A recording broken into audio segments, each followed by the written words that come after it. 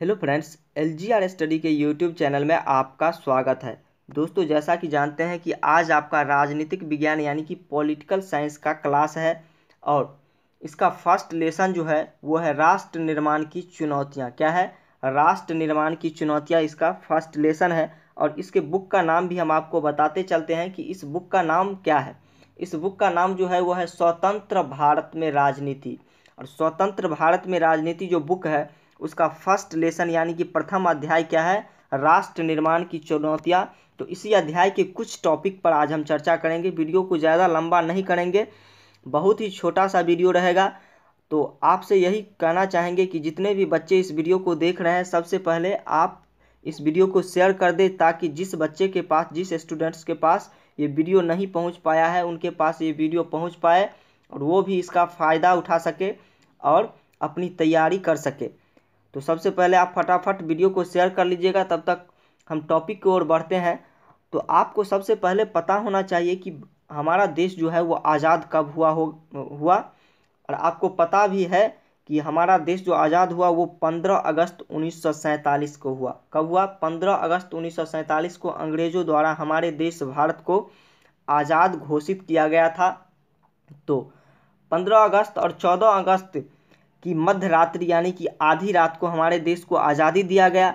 और इस आज़ादी के बाद हमारे देश के प्रथम प्रधानमंत्री जो थे, स्वतंत्र भारत के प्रथम प्रधानमंत्री पंडित जवाहरलाल नेहरू ने संविधान सभा को संबोधित करते हुए एक बहुत ही फेमस भाषण दिया था, प्रसिद्ध भाषण दिया था, जिस भाषण का नाम दिया गया ट्रिस्ट विद डेस्टिनी। क्या दिया गया? Tourist with destiny. हिंदी में कहे तो भाग्य बधू से चिर प्रतीक्षित भेंट। सॉरी, यहाँ पर थोड़ा टाइपिंग मिस्टेक है, भाग्य होना चाहिए, भाग्य बधू से चिर प्रतीक्षित भेंट। चलिए, तो आपको बता दें दूसरी बात कि नेहरू जी ने भाषण जो दिया उसका क्या नाम दिया गया? ट्रिस्ट विद डेस्टिनी, भाग्य बधू से चिर प्रतीक्षित भेंट। आगे बढ़ते हैं और हम आपको बताते हैं कि आज़ादी के बाद लोग दो बातों से सहमत थे। आज़ादी जब हमारे देश को मिला तो हमारे देश के लोग, नेता दो बात ऐसे थे जिससे सहमत थे कि कैसे शासन चलाया जाए, हमारे देश का शासन कैसा हो, किस तरह हमारा देश चले। तो इसमें दो बात, सभी लोगों की दो बातों पर सहमति थी। किन किन बातों पर? पहला बात तो था वो था शासन लोकतांत्रिक सरकार द्वारा चलाया जाए। हमारे देश का शासन जो है वो लोकतांत्रिक सरकार द्वारा चलाया जाए।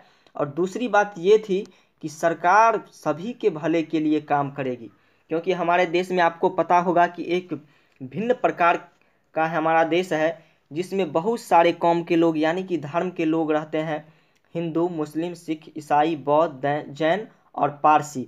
वहीं अमीरी गरीबी की भी कोई ये नहीं है, सीमा नहीं है।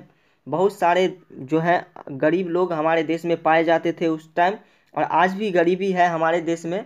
और अमीर लोग का भी एक संख्या था, सीमित संख्या।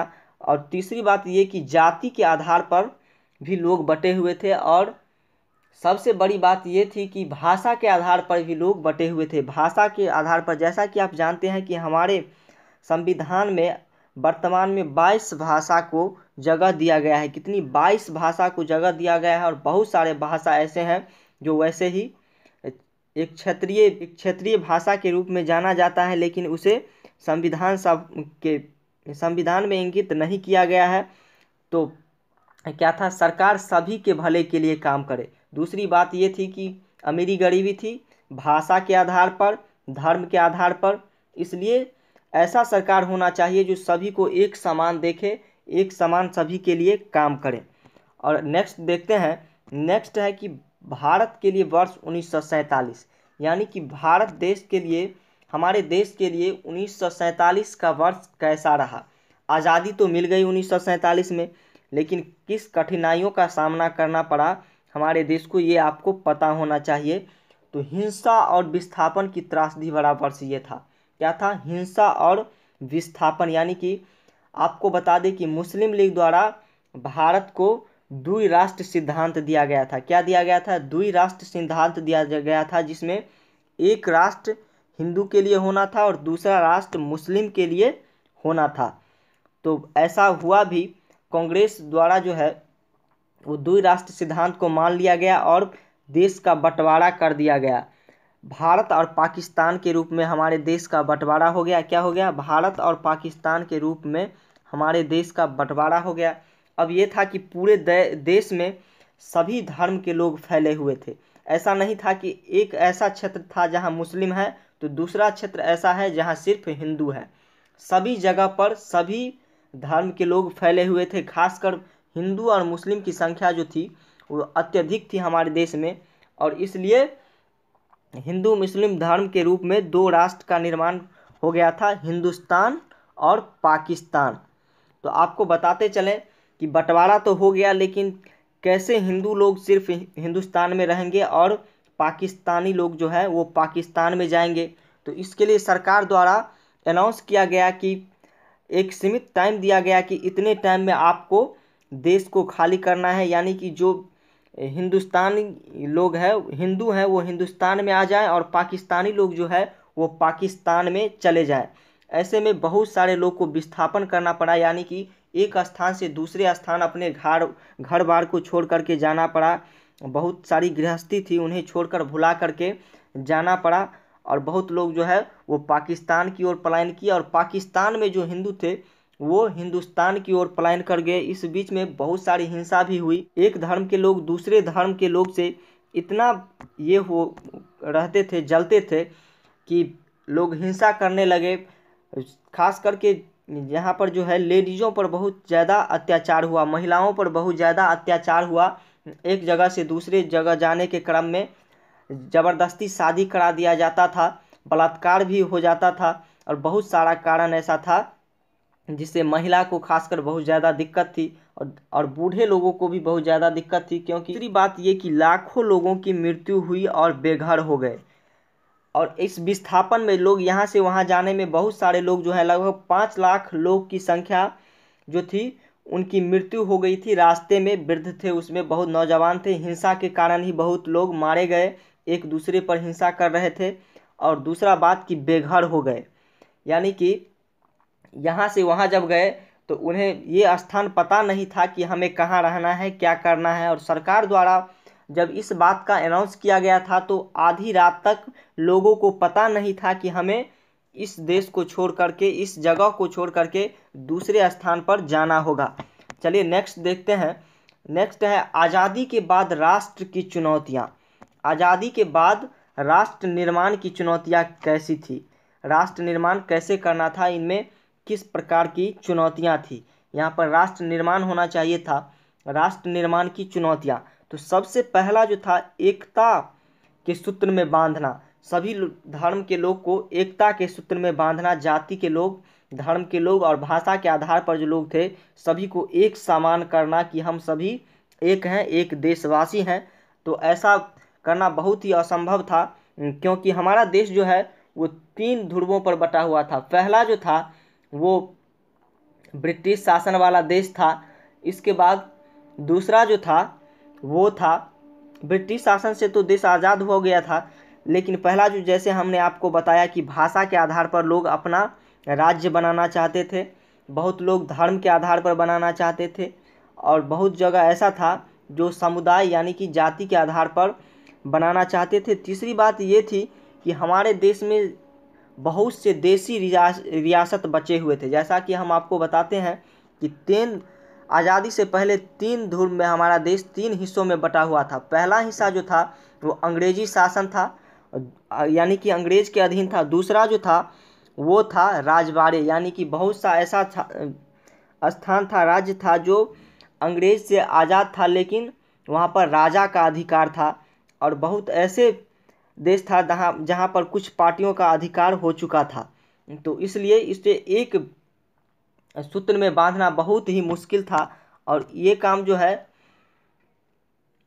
वल्लभ भाई पटेल के द्वारा बहुत ही बखूबी निभाया गया था। सभी देशी रियासतों को अपने लोकतंत्र यानी कि भारत में मिलाया गया और एक लोकतांत्रिक देश की स्थापना हुई। दूसरा है लोकतंत्र स्थापित करना। लोकतंत्र स्थापित करना हमारे देश में बहुत ही बड़ा कठिन बात था, क्योंकि आपको हमने बताया कि जैसे कि देश में देशी रियासतों का बहुत ज़्यादा बोलबाला था, बहुत जगह ऐसा था जहाँ देसी रियासत का चलता था, शासन चलता था। और तीसरा बात ये था कि सभी समाज का भला करना। क्या? सभी समाज का भला करना। सभी समाज का मतलब है कि सभी धर्म के लोग थे हमारे देश में। दूसरी बात ये कि बहुत से जाति के लोग थे और भाषा के आधार पर लोग थे, और इन सभी को सरकार द्वारा इन सभी का भला करना भी एक बहुत बड़ा कारण था कि कैसा सरकार हो जो सभी समाज का भलाई सोच सके। आपको बताए ट्विस्ट विद डेस्टिनी किसे कहा जाता है, ये भी आपको अब पता हो गया होगा।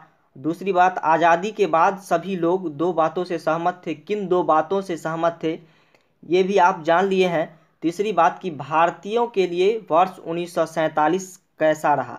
तो भारतीयों के लिए वर्ष 1947 जो रहा था, इनके बारे में हम विस्तार से आपको बताए हैं कि किस तरह की कठिनाइयों का सामना करना पड़ा 1947 यानी कि आज़ादी के बाद हमारे देश की जनता को। आगे हम चर्चा करेंगे कि हमारा देश जो है वो कैसे दो भागों में बट गया, यानी कि हिंदुस्तान और पाकिस्तान दो भागों में कैसे बटा, किनका ये प्रयास था, ये सभी हम अगले वीडियो में जानेंगे। तो तब तक के लिए यहीं तक हम रखते हैं और आशा करते हैं कि आपको ये वीडियो पसंद आया होगा। यदि आप कोई भी राय हमें देना चाहते हैं तो हमारे कमेंट सेक्शन में जा कर के ज़रूर लिखें। तो आज के लिए इतना ही। तो बता दें कि वीडियो को आप सबसे पहले शेयर कर दीजिएगा ताकि अन्य साथी को भी फ़ायदा मिल सके, उनके पास भी ये वीडियो पहुंच सके। और हमारे चैनल पर यदि पहली बार हैं तो चैनल को सब्सक्राइब कर लीजिएगा। हमारे टेलीग्राम चैनल को सब्सक्राइब कर लीजिएगा जो कि LGR स्टडी के नाम से है। हमारे वेबसाइट को विजिट करके आप वहां से फ्री PDF प्राप्त कर सकते हैं।